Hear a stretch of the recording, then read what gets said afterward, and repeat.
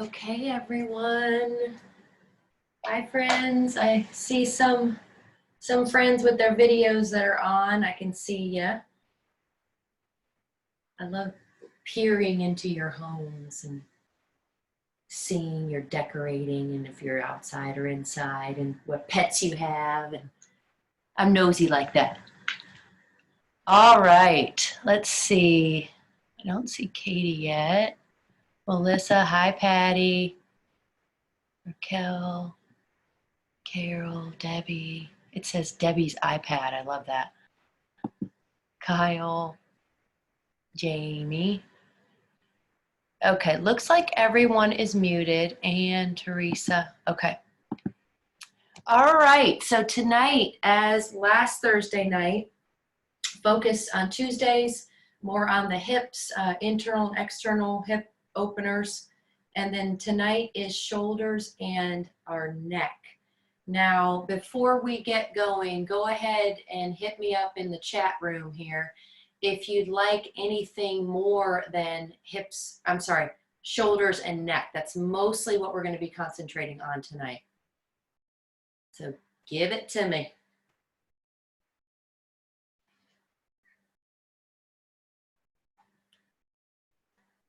Hips, hamstrings, shoulders. Okay, yeah, we can throw a plow in there. That'll hit our hamstrings. Okay, sounds like a plan.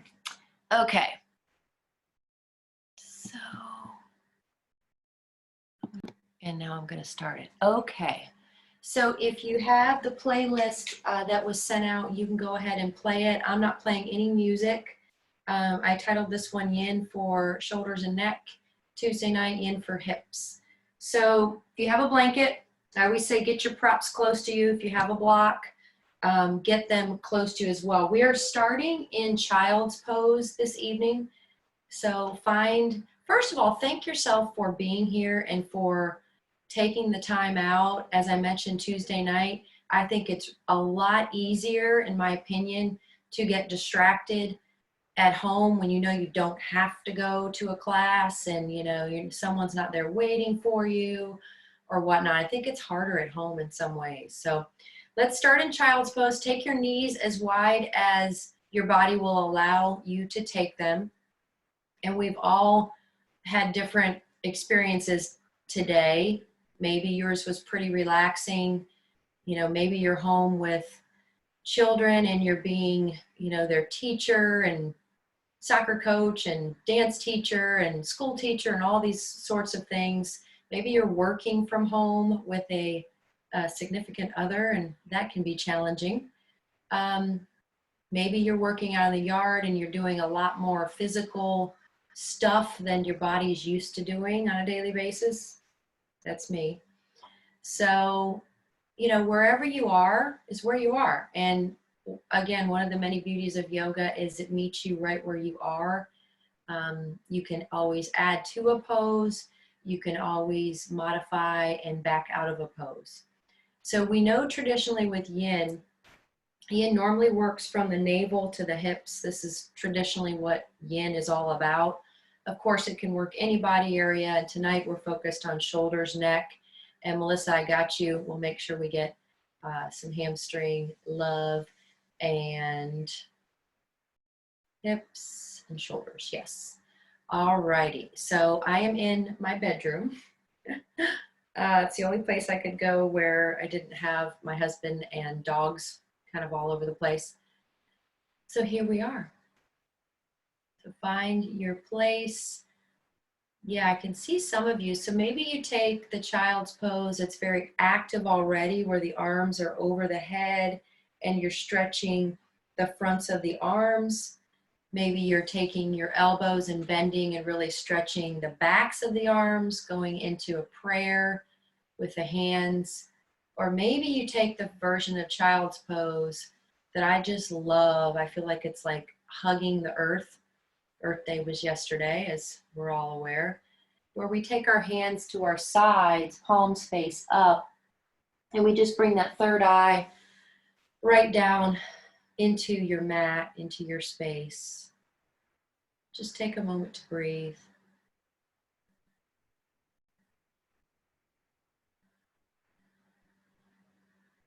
Just observe.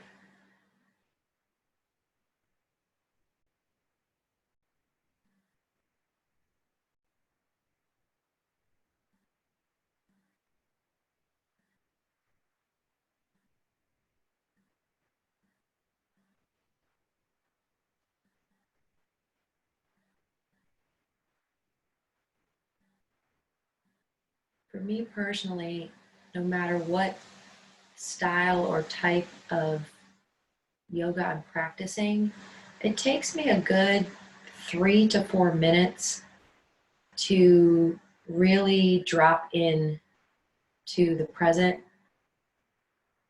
leave what's happened up until the point of my life where I'm on my mat and I'm not thinking about the future and what I'm doing after. It takes me a good 3 or 4 minutes. So if you've taken the version of child's pose where the arms are way over the head, stretching, maybe even tenting up on the fingers, let's take the hands now over towards the left, getting a right side body stretch. And if you've taken the version of child's pose where your arms are at your sides, just take some gentle forehead rolls side to side, getting into the back of the neck.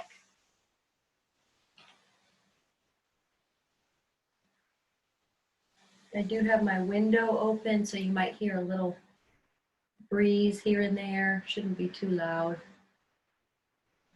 Yeah, and then just notice here when the edge changes and you know you can go deeper into a pose. We know that yin targets deeper muscles than we can, muscles and bones that we can see with our eyes and feel with our hands. It goes into our joints, the fascia, the joint capsules, our ligaments, our tissue, connective tissue that connects it all together, it being your musculoskeletal system. All right, if you've had the arms over to the left, go ahead and walk them over to the right. And if you've taken child's pose, that huggy version of child's pose, maybe you want to go up and down now. I'll show it here. Kind of up and down. I like to stretch the back of my neck, so I kind of just roll on the top of my head and I come back down. Not adding a lot of pressure to the top of the head. You want to avoid that at all costs, especially when you get into your headstands. You want most of the weight to be on your arms, not on your head. But dial into your pranayama, your breath.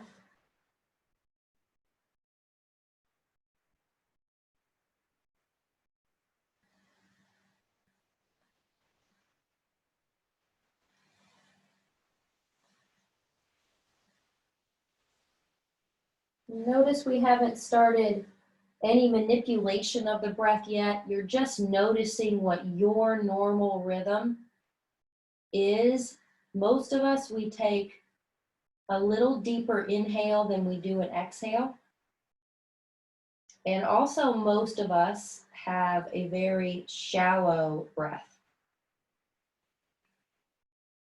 We have to train the brain, we have to train the lungs to deepen the breath. I catch myself at work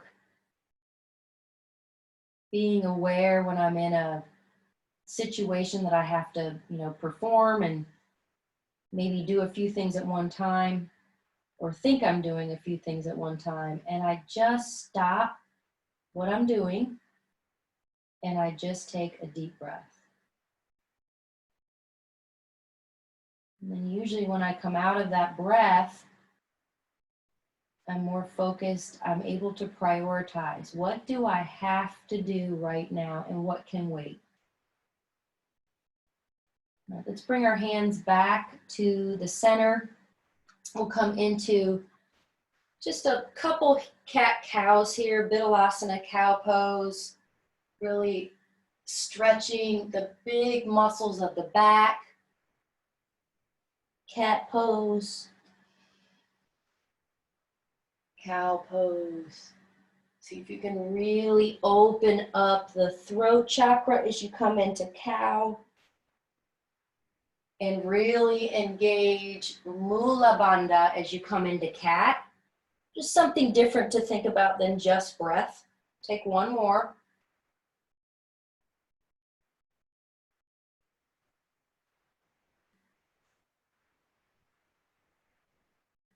All right, we're going to come into our standing forward fold. Bend the knees generously here. Don't worry where you are on your mat. We're not flowing or anything, obviously.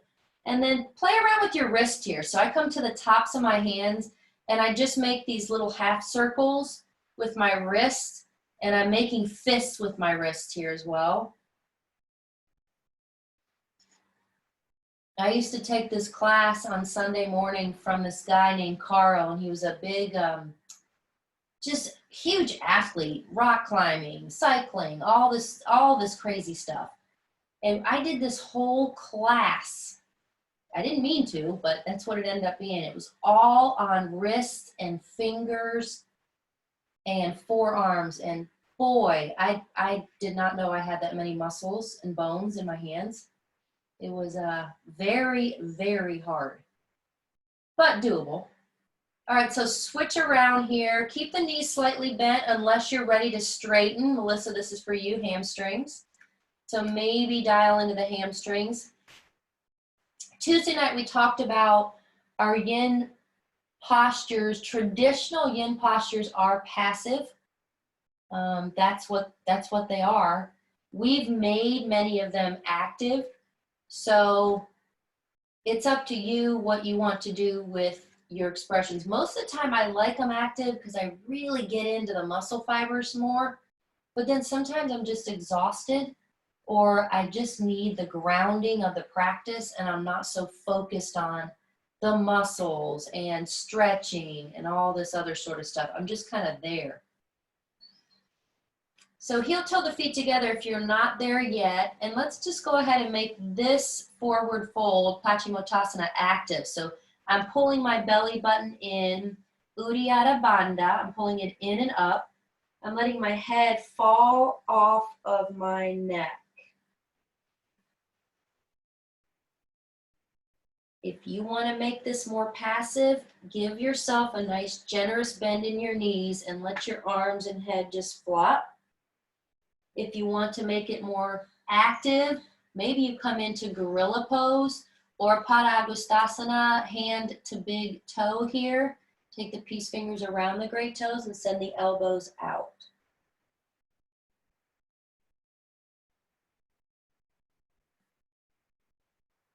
So right here with our neck, traditionally we think a lot of like, oh, we're going to stretch the neck. We'll be doing a lot of neck rolling. Yeah, sure. But this is also very, very medicinal and therapeutic for our neck, just to almost be like we're underwater or in a weightless state, because we have no added tension in the neck. We're not holding the head up. We're just, imagine like a pendulum. So just take your neck side to side. Nod, yes. And then shake, no. Maybe swallow here. Allow fresh blood supply via the heart to enter the brain here. It's a good facelift too, any inversions. Usually that's all I have to say, and then everyone wants to know what inversions are. But it's really good for the facial muscles, the sinus cavities in the face. Couple more breaths.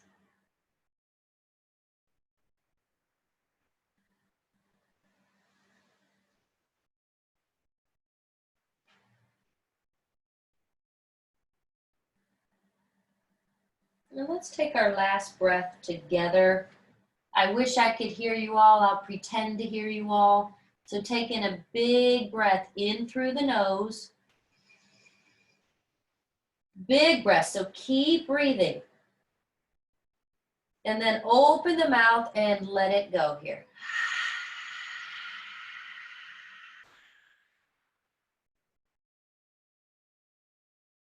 All right, step the right leg out. So now I'm lengthwise on my mat, coming into wide forward fold, and we're getting into we're still in hamstrings here, but we're going to get into our shoulders now a little bit. So inhale, let's lengthen the spine. Careful that you don't hyperextend the neck here. Imagine you have an iron and you've ironed the wrinkles out on the back of the neck. So you're looking forward, you're not looking up though. Exhale, forward fold. Inhale, flat back extension here. Just something I'm refining in my own practice. Exhale, forward fold. One more. It feels good to move and to breathe. And now let's come into our Gomukhasana with our hands. So take your right hand outside of your left ankle. You determine how wide and deep or how narrow you want your prasarita to be, your wide forward fold. And now take the right hand or the left hand outside. So the wider you go with the feet, obviously the harder this posture just becomes. So start heel toe the feet in a little bit and then see through time if you can begin to heel toe the feet out a little bit more. So here we're really separating the scapula area and we're digging into that real sticky lactic acid buildup. At least that's where mine seems to go when I get massages. I would say probably 99% of the massage therapists say that mine are all right there in my shoulders, a little bit of my neck.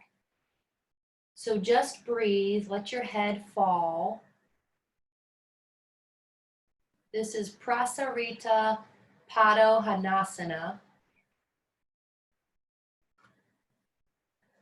This is also with the arms. We can call this cow face or Gomukhasana, but it's just shoelace.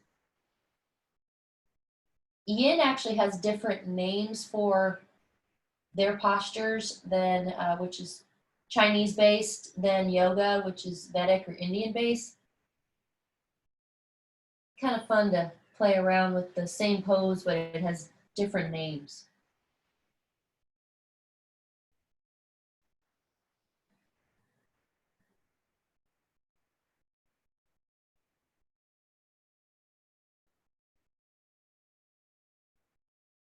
Okay, as you're here,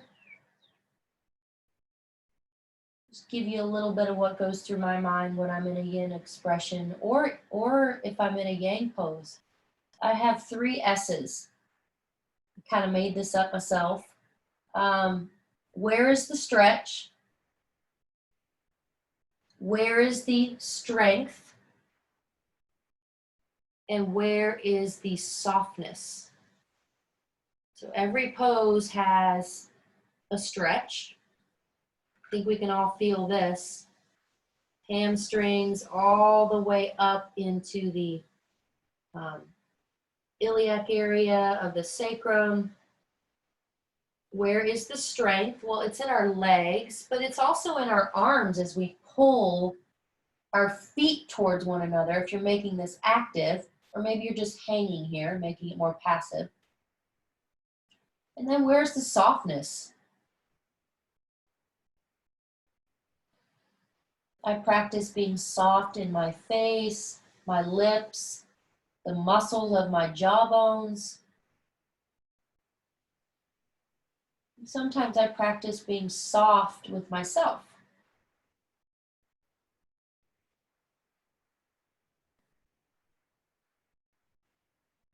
And if any pose gets to be too much, you can always ease back out of the pose just a bit.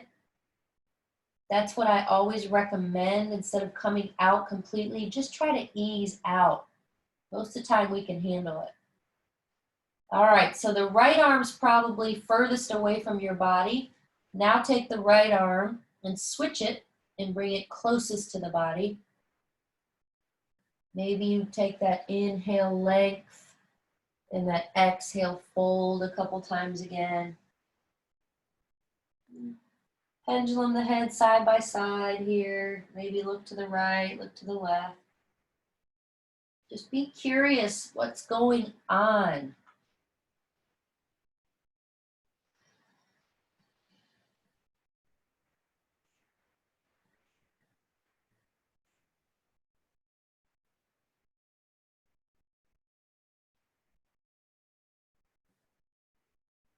Notice too if your mind starts to drift off.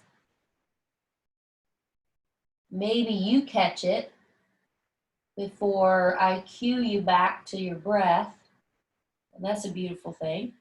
Or maybe you don't.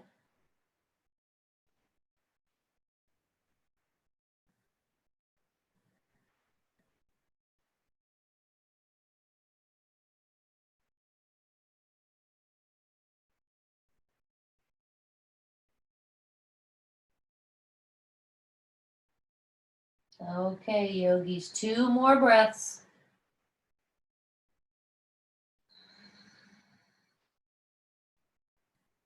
Where is the strength? Where is the stretch? Where is the softness?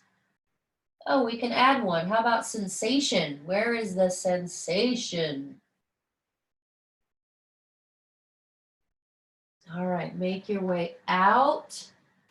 I got to look at my cheat sheet. What's next? Okay, we're coming into Sphinx.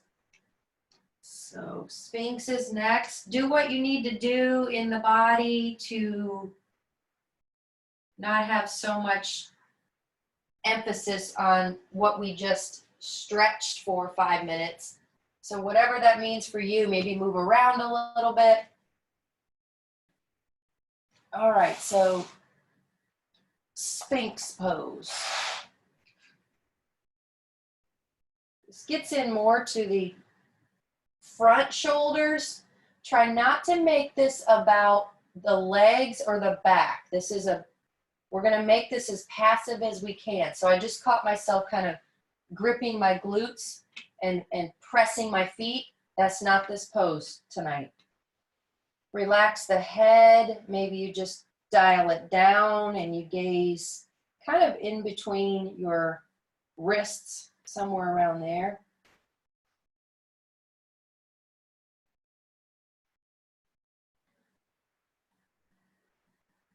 Anytime we're in prone position and we're on the belly, we are massaging just through pressure and gravity our digestive tract. And this is a great pose to kind of prep you for Cobra in a vinyasa class or upward facing dog. We want to avoid that kyphotic hunchback shape of the upper spine as we age. Anytime you can go into a heart opener, take it.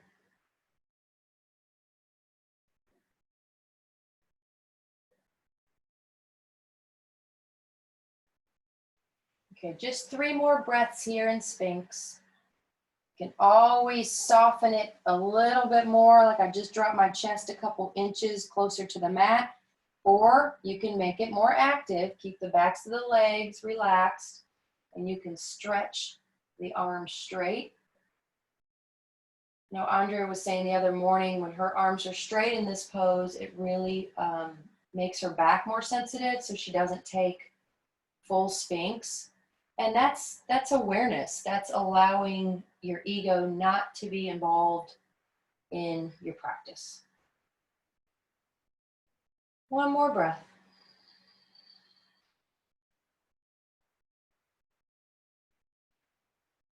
All right, we're going into our shoulder roll next. I think we're all pretty familiar with our shoulder roll.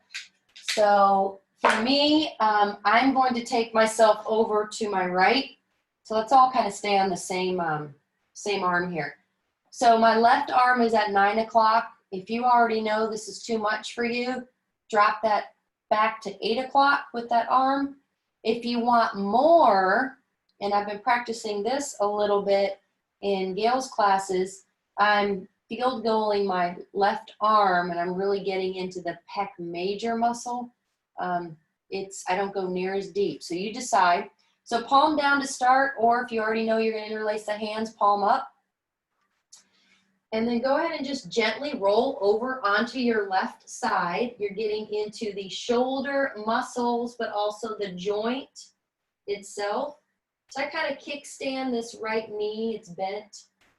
Lots of options here. You can bend both knees with time. You can straighten the right leg up. You can take this right arm behind the back and get the right arm involved in the shoulder. You just kind of decide where you want to start and then move in that direction of advancing into the pose.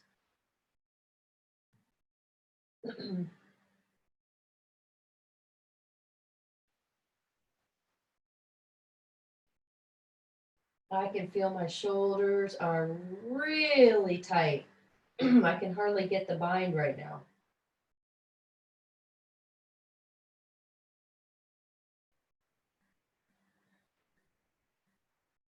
On Tuesday, we talked a little bit about kind of moving organically, getting into the pose. And then once you find it, trying to resist moving around within the pose.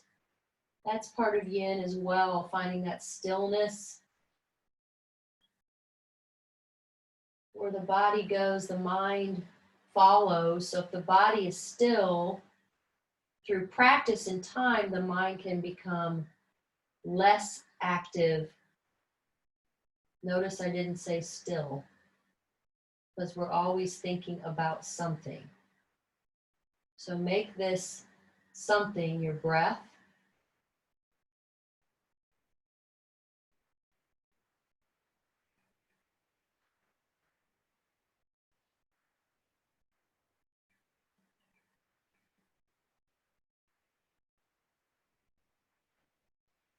Where is the stretch? Shoulders. Maybe a little bit in this right hip. Where is the strength? Believe it or not, your torso, because it's taking your torso stability from falling over or falling back over into this pose. And then the softness for me is my legs, my face, my neck. Maybe take little neck rolls here, massaging the left temple.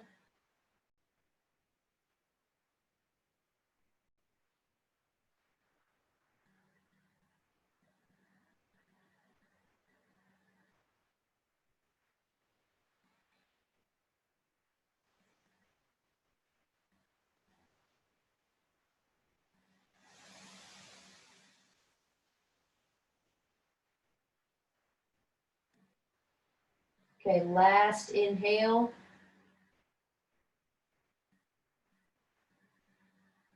Exhale, let's take our horse's breath again. So exhale.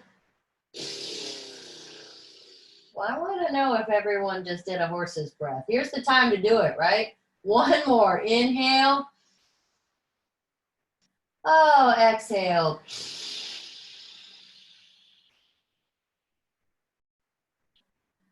I always feel better after a horse's breath. Okay, come on out. Know that you got into connective tissue, joint capsules, fascia, all that stuff. And move with integrity as you come into the other side.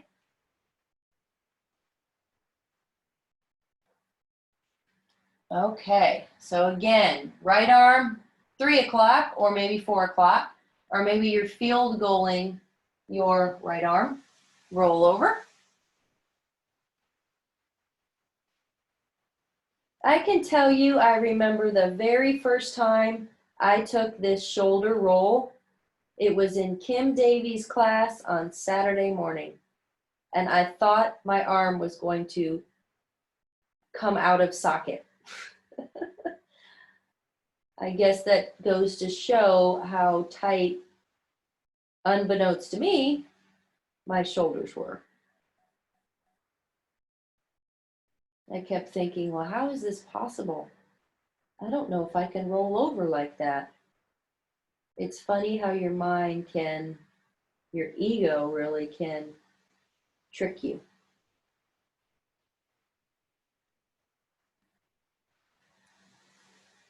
If you took or attempted to take the bind on the other side, take it here.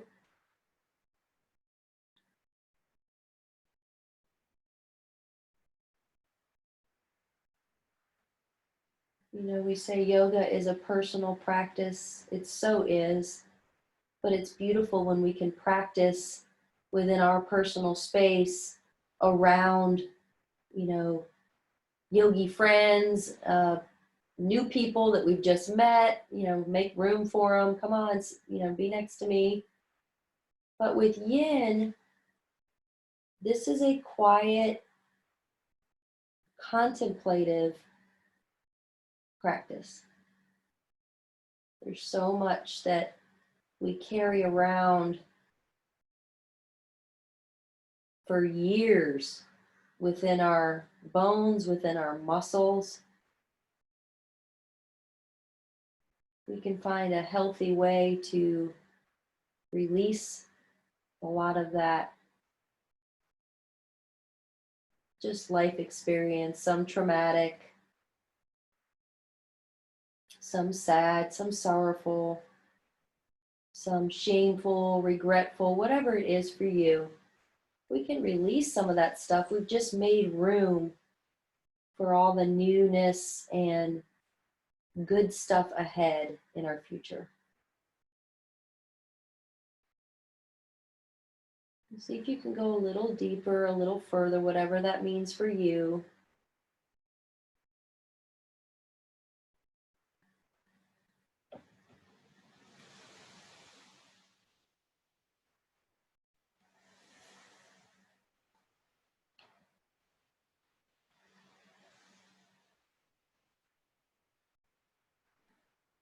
One more breath.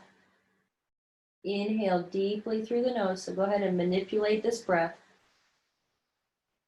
Exhale any way you want to exhale.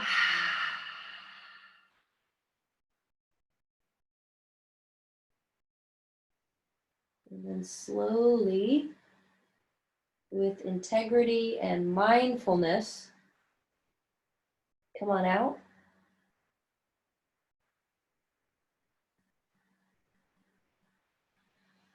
All right, how are our shoulders feeling?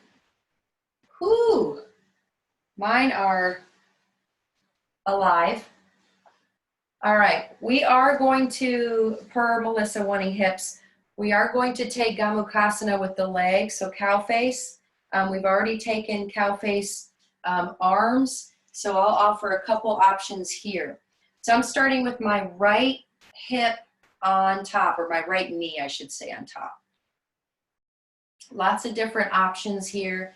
We will be here a little bit, so if you have that blanket, I'm on a tile floor in my bedroom with a Manduka mat, and even though I've got the thick Manduka mat, when I'm here for a while, I start to feel my joints touching or sinking into the tile. So I'm set up for success here. Another option, grab your block, or if you got a pillow, not necessarily have to have a block, but get that ready as well.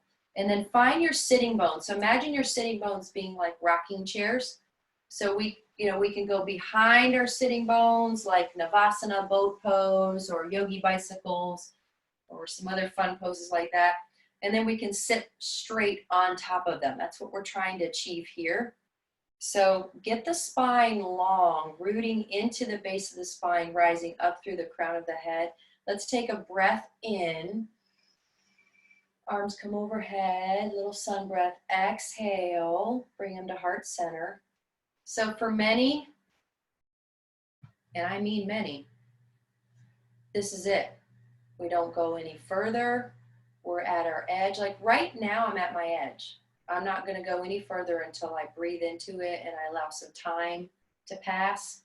If you want to take the cow face arms behind the back, so your right knee is on the top. Yes, the right knee is on the top, so the right arm is on the top. And then you're interlacing. See, that's a little too much for me right now, so I'm not going to be interlacing my hands behind I think I need more shoulder yin behind my back. My fingers are touching. And this is enough for me for now, so take about 3 or 4 breaths.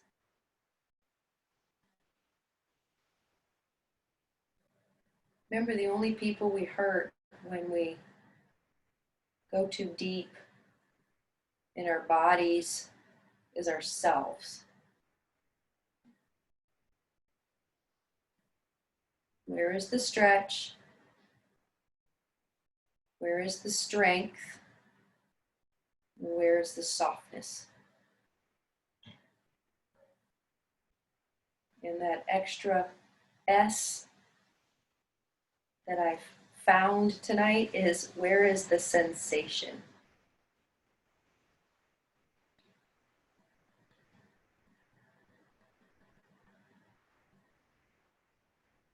So now my hips are ready. My shoulders are not ready for any more. I'm going to begin to walk my hands forward. Just another version of the same pose.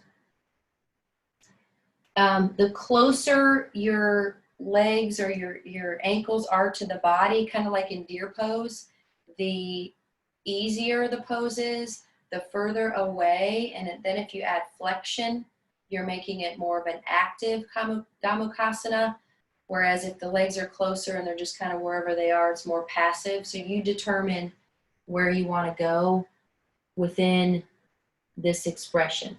You know, there can be 25 yogis and yoginis in a class, and we could all look completely different and be safely practicing a posture.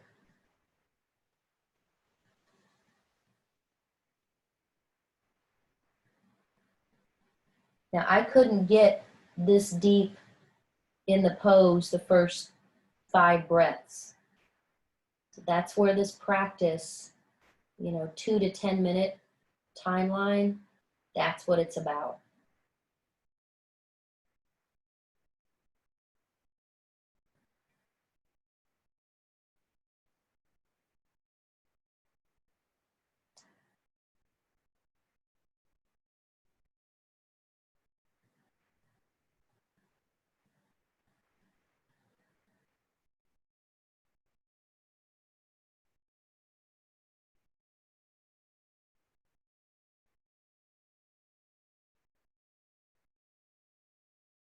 I'm beginning to inch my fingers away a little bit more. Maybe you've got your forehead on a block, or maybe your hips are so dang tight that it's all you can do just to stay in the pose.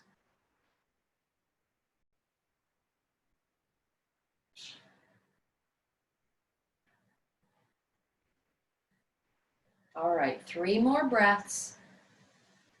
Try not to come out of the pose until you're at the bottom of that 3rd exhale.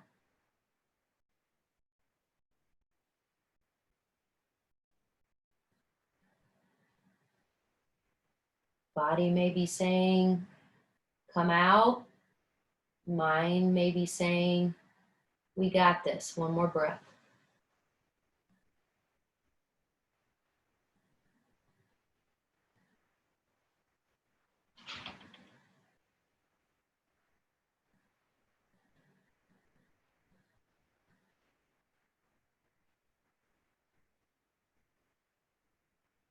So when you reach the bottom of your 3rd exhale, we get to have a little fun.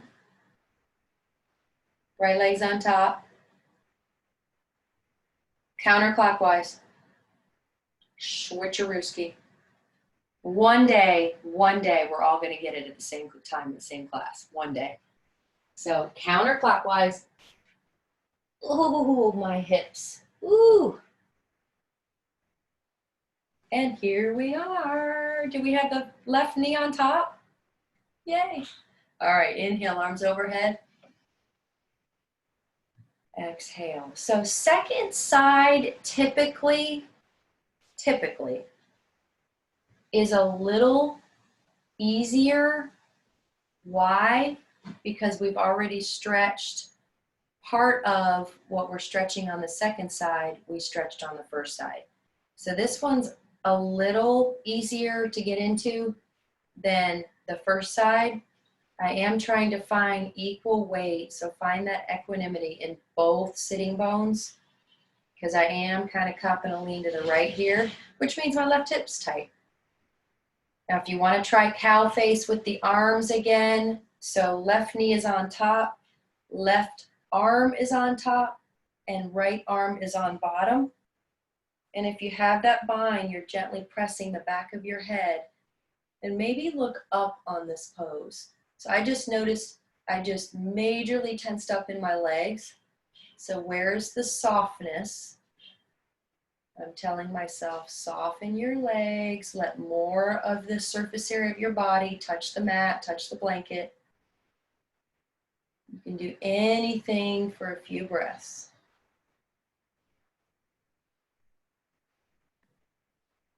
This particular bind, shoulder bind here, doesn't bother me as much as the other side. So it tells me that my right shoulder, I'm more dominant on my right, is tighter. You can also take peace fingers to the great toes here and kind of use your upper body leverage to pull yourself down. Just another expression.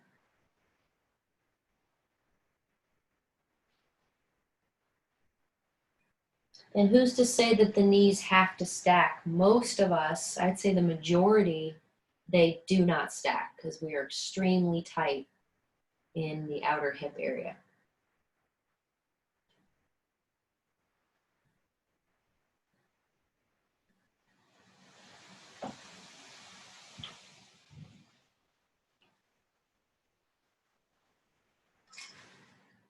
What can you soften?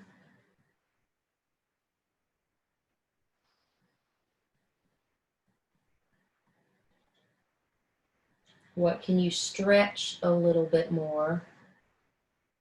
Right now, I just thought about my low back. So I'm seeing if I can keep my spine long as I reach my hands a little more forward and release into my low back.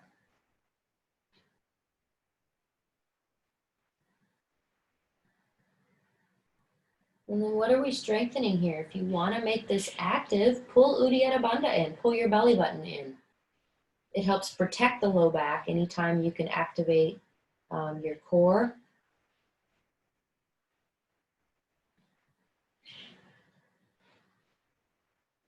And then again, we don't think about this a lot, like, well, what am I strengthening here?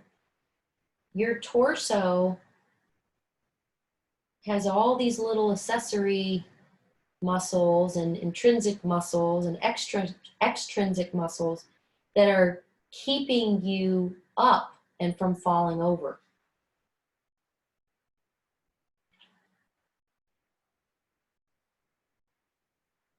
So you're strengthening your core. Okay, one more breath. You pick how long you want it to be. You pick how you want to exhale. I love my horse's breath.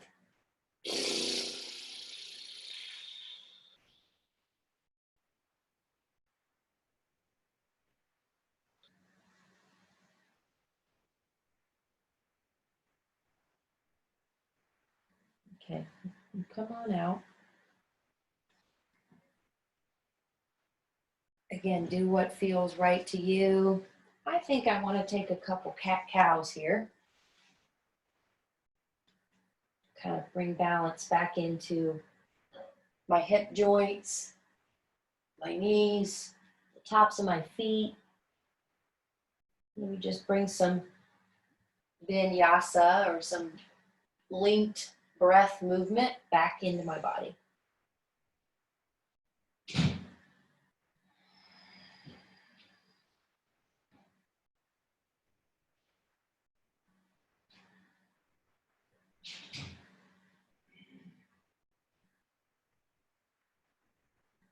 All right, one more wherever you are.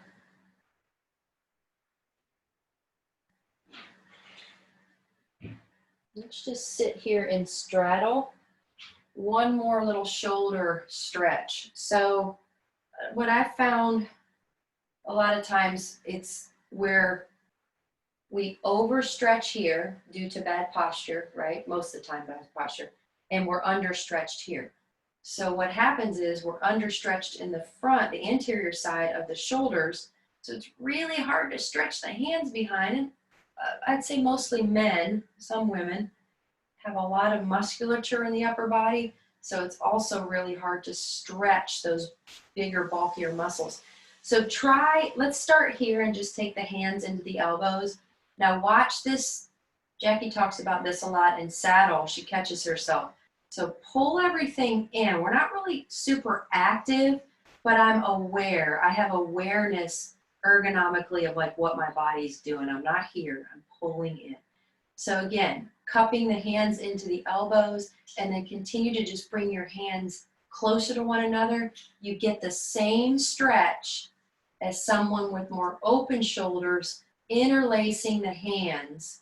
Maybe the palms are far away from one another, trying to get the palms together. And let's take a Venus lock here. So let's take a left thumb on top of a right thumb. Again, I just caught myself swaying in my back a little bit. So just see what that kind of feels like.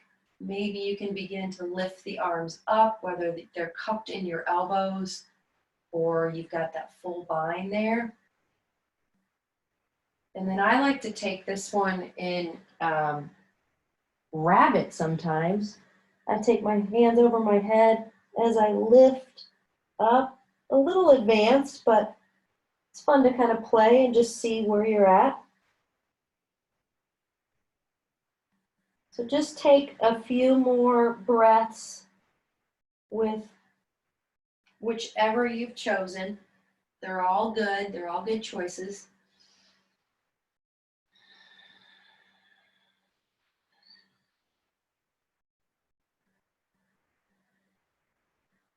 One more breath.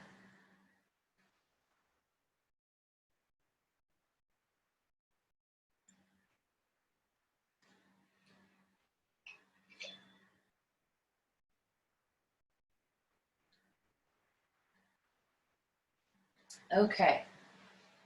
Grand finale pose before we come into final resting, and we will end in Shavasana. So combining hips and shoulders, we'll come into our half pigeon. So taking half pigeon on your mat, you can do the same on your laying on your back, but you can't really get the shoulders incorporated into the version of laying on your back. Doesn't mean it's bad. You can go ahead and take it. But if you want to get hips and shoulders and you're okay with your knee, take your right leg forward and see if you can get your knee to touch the inside of your right wrist. Okay, my hands are right underneath my shoulders. And what I like to do is just work myself into this pose. So I kind of inch my left foot back as far as it will go to where I'm at my edge. Like right now I'm at my edge. I could probably almost hold my breath here. So I know that I'm at my edge. I'm not going to go any further. And then just breathe. If that's too much, maybe I bring my left toes a little more forward and I don't go as deep right off the bat. And then for the shoulder version of this, we're going to come down. Again, you can take the same pose on your back. If you're on your back, you're going to bend obviously your left knee like figure four. I'm sorry, your right knee figure four. And your left knee will be bent. And you can kind of interlace the hands on top of that left shin. So if you're there, play around there. No one is new. There are no new yogis this evening. And if you're going to add the shoulder stretch, right knee is forward. I'm going to thread my left arm under. And then I take my right arm and I just start to bring the back of my hand. Maybe I begin to inch down. Now this is my tight shoulder. This is my dominant shoulder. So I'm going to work myself into the pose over the next few breaths. So the full expression bind takes the peace fingers of the right hand and grips the right great toe. The more you can let go in this pose, the further you go. The more you let go, the further you go.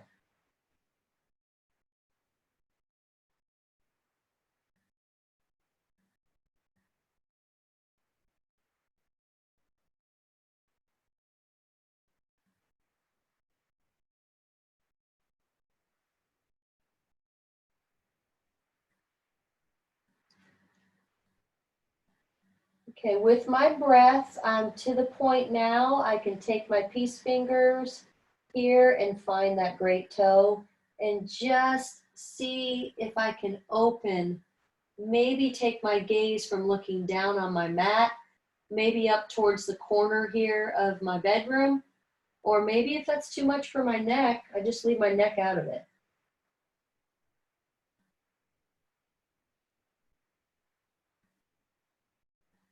And I like to do this silly thing with my left hand.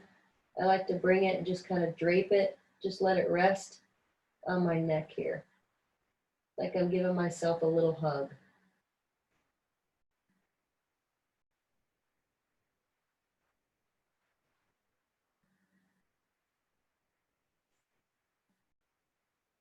I know you all are giving your very, very best effort. The hardest part was getting and to your mat and taking the time out to be here. That's a big deal. Congratulate yourself.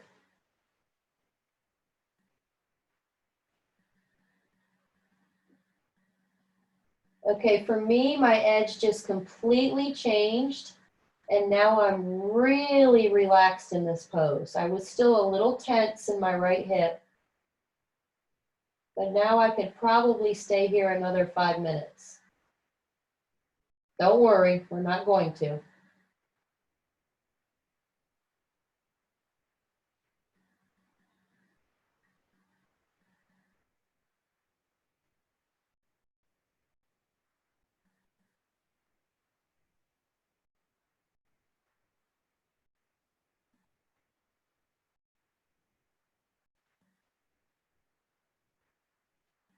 And then very slowly, I kind of inch my way out.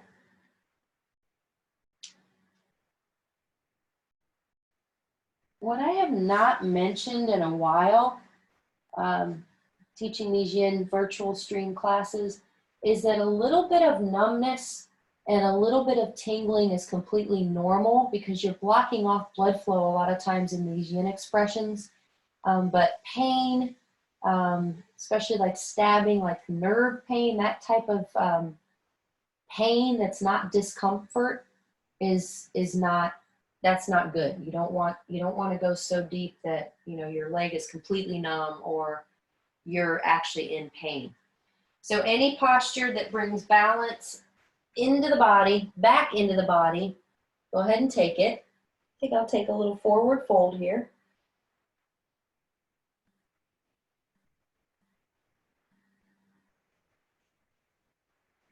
And then let's find our half pigeon on the other side here. I think it's Eko Parsvo Konasana, I think. I get the Sanskrit always mixed up with side angle, so don't quote me on it. Kona means angle, so. All right, I'm working my way into this pose. Notice I'm inching my right foot a little further away. More of my thigh is getting closer to the mat. I just tensed up in my jaw and my shoulders, so I'm going to take a breath. Find the softness in my face and temples and eyes. Find where the stretch is, because I can feel where the stretch is. And the strength, again, is in the torso, and it's actually in this left foot. It's keeping me from falling over to the left. And then work your way into your half pigeon. If you're on the back, your left knee is bent, you're pressing the left knee away from the body, and maybe you're bending the right knee and making that little forklift or interlace the hands kind of through that number 4 and get into the top of that right shin bone.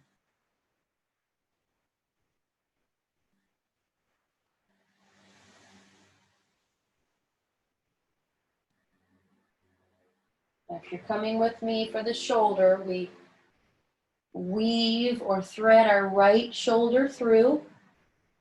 I'm going to rest my right side of my face down to the mat. This is as intense as I need right now. I've noticed my breath got a little bit short, so I'm going to elongate my breath, let my body kind of catch up before I become more involved in this pose.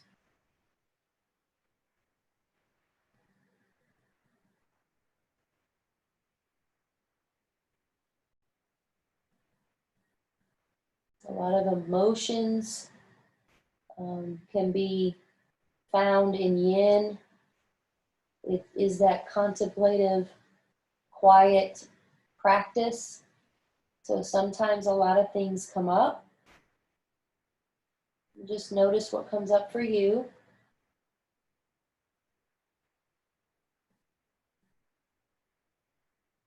Okay, I'm ready for this left arm now, bringing it around my back. My left shoulder is not as tight or as bulky as my right shoulder. So for me, I found that bind a little easier on the side, quicker.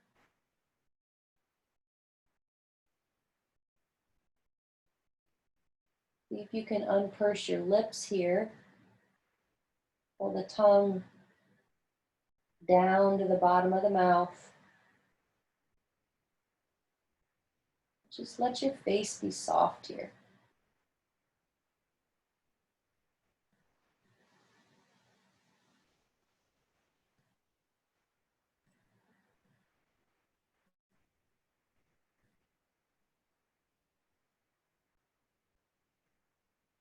Three more breaths. Maybe you take the right hand and drape it over your neck area. Maybe give yourself a little pat on the back.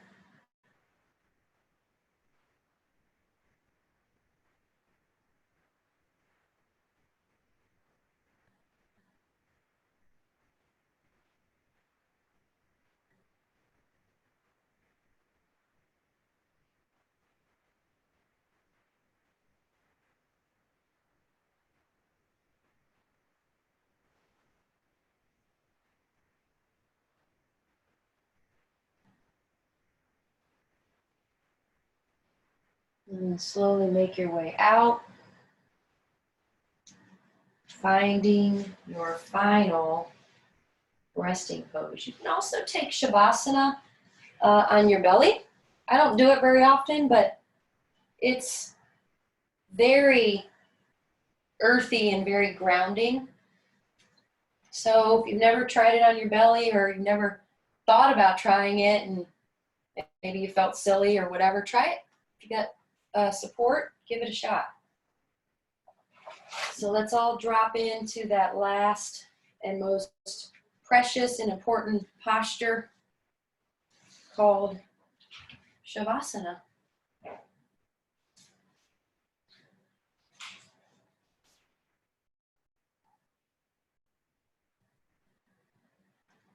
So I was doing a little cleaning.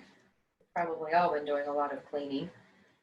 And I came across one of my faves, the 7 Spiritual Laws of Success. So I want to share this with you. The 3rd spiritual law of success is the law of karma. Karma is both action and the consequence of that action. It is cause and effect simultaneously, because every action generates a force of energy that returns to us in like kind. There is nothing unfamiliar about the law of karma. Everyone has heard the expression, what you sow is what you reap. Obviously, if we want to create happiness in our lives, we must learn to sow the seeds of happiness Therefore, karma implies the action of conscious choice making.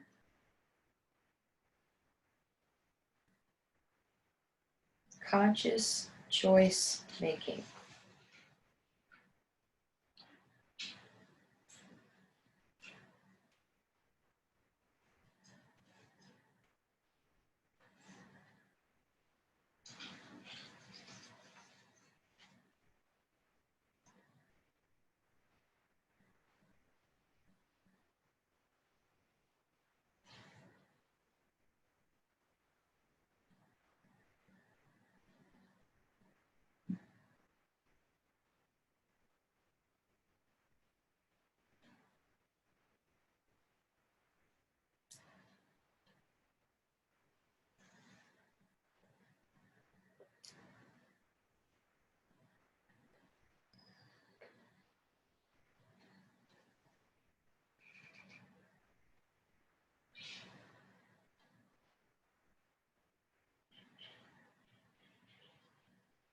Okay, friends, we are at our 1 hour. I want to respect everyone's time. I'm really working on ending my real classes and virtual classes on time. So stay here as long as you need to. There's no need to get up unless you have to get up. But I bet you got 5 more minutes. Everyone's got 5 more minutes. So right where you are in your back, I can't see everyone, and that is totally fine. Stay where you're at. Just go ahead and bring your hands at your heart center. The law of karma, the law of cause and effect. What effect can you have on others?